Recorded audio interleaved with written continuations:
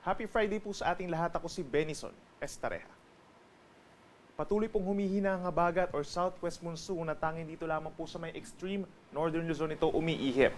Habang natitirang bahagi ng bansa, umiiral naman ng mainit at maalinsangan na panahon, fair weather conditions pero sasamahan pa rin yan ng mga pulupulong mga pag-ulan or pagkidlat at pagkulog. Base naman sa ating latest satellite animation, wala tayong namamataan na anumang bagyo or low pressure area sa loob at paligid ng Philippine Area of Responsibility. Meron tayong cloud cluster sa may silangan po ng Visayas and Mindanao. Associated lamang ito sa mga salubungan ng hangin at hindi naman lalapit sa ating kalupaan. Ngayong araw ng Friday, asahan pa rin sa malaking bahagi ng bansa ang fair weather conditions, lalo na dito sa may Luzon.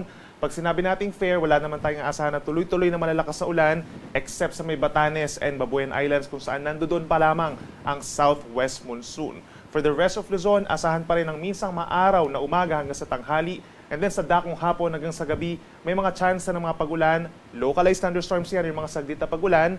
Dito sa natitirang bahagi ng Northern Luzon, rest of Cagayan Valley, Cordillera Region, Ilocos Region. Dito rin sa ilang parte po ng Central Luzon, kabilang ng Tarlac, Aurora, and Nueva Ecija. Meron lamang mga saglit na mga pagulan ng mga 2 to 3 hours na tinatagal. At may mga lugar sa may Southern Luzon, kabilang ng Metro Manila, na hindi ulanin or mababa ang tsansa ng ulan. At dahil fair weather ngayong araw, asahan ng matataas na temperatura in many areas, lalo na sa mga kapatagan dito sa Luzon. For Cagayan and Isabela, hanggang 35 degrees Celsius. Sa may Ilocos provinces, hanggang 32 degrees. And possible over here in Metro Manila, mga kalapit na lugar, gayon din sa may Bicol Region, sa may Legazpi City and Naga, hanggang 34 degrees Celsius na temperatura pagsapit ng tanghali. So iwasan po muna magbilad sa araw ngayong araw from 10 a.m. hanggang 3 p.m. Sa ating mga kababayan po sa Palawan, magiging maaraw din po ang panahon ngayong araw dahil meron lamang mga localized thunderstorms tayong mararanasan pagsapit po ng hapon hanggang sa gabi.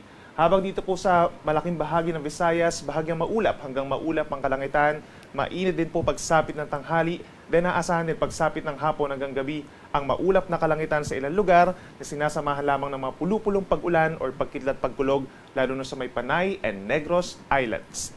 Temperature natin sa may Palawan, 26 hanggang 32 degrees Celsius, habang mas mainit pa sa Metro Cebu, Iloilo, at sa ilang parte pa ng Eastern Visayas hanggang 33 degrees Celsius pagsapit ng tanghali.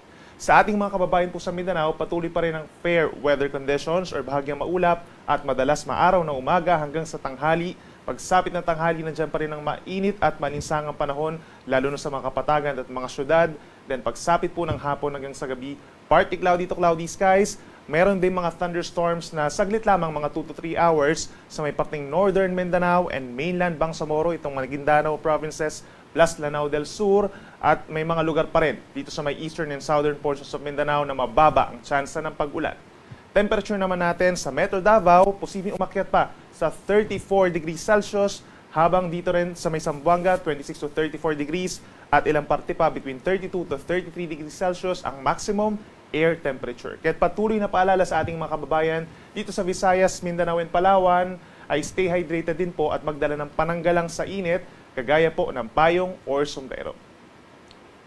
Para naman po dito sa weekend, asahan pa rin natin ang fair weather conditions, bahagyang maulap at madalas maaraw sa malaking bahagi ng bansa. Maaaring magkaroon tayo ng monsoon break na tinatawag or wala tayong aasahang habagat over the next 2 days. Asahan din ang mainit at malinsangan na panahon, kaya patuloy na paalala sa ating mga kababayan. Bagamat wala naman tayong inaasahan na mga inclement weather na tinatawag o yung malalakas at tuloy-tuloy ng mga pag-ulan, at pwede naman po yung mga outdoor activities natin, yung mga land and sea travel, wala naman tayong magiging aberya. Nandyan pa rin po yung banta ng mainit na panahon, kaya iwasan pa rin ang pagbibilad sa araw from 10 a.m. hanggang 3 p.m. at possible pa rin naman yung mga saglit na mga pag-ulan or pagkidlat pagkulog. Sa mga nagtatanong kung kailan naman magbabalik yung malakas po na southwest monsoon, wala pa rin tayo inaasahan by early next week. Kung sakasakali kasi by Monday and Tuesday, doon pa lamang po sa may extreme northern zone magkakaroon pa rin ng southwest monsoon at ito pa rin na magdadala ng pag-ulan Monday and Tuesday sa may areas po ng Batanes, Cagayan, Apayao, and Ilocos provinces. Habang ang natitirang bahagi ng ating bansa pagsapit ng Monday and Tuesday, magpapatuloy ang bahagyang maulap at minsang maulap na kalangitan na sinasamahan lamang din po ng mga pag-ulan or pagkidlat pagkulog lalo na sa dakong hapon at sa gabi. Ang ating sunrise ay 5:42 AM mamaya at ang sunset naman ay 6:19 ng gabi. Yan pa rin ang latest mula dito sa Weather Forecasting Center ng Pag-asa.